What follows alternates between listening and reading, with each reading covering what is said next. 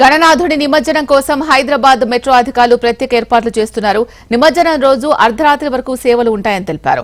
అర్ధరాత్రి 1 గంటకు చివరి రైలు బయలుదేరుతుందని, 2 గంటలకు స్టేషన్ కు చేరుకుంటుందని మెట్రో రైలు అధికారులు తెలిపారు. నిమజ్జనం రోజు రద్దీ ఎక్కువగా ఉంటుందని, ఖైరతాబాద్ లకడీ కపుల్ మెట్రో స్టేషన్ వద్ద అదనపు సిబ్బందితో పాటు టికెట్ కౌంటర్స్ పెంచనున్నారు. వారం రోజులుగా రోజుకు 5 లక్షల మంది ప్రయాణికులు మెట్రో సేవలు వినియోగించుకుంటున్నారని చెప్పారు. ఖైరతాబాద్ స్టేషన్ వద్ద ఎంట్రీ 39,000 ఉండగా 55,000 మంది ఎగ్జిట్ ని వినియోగించుకుంటున్నారు.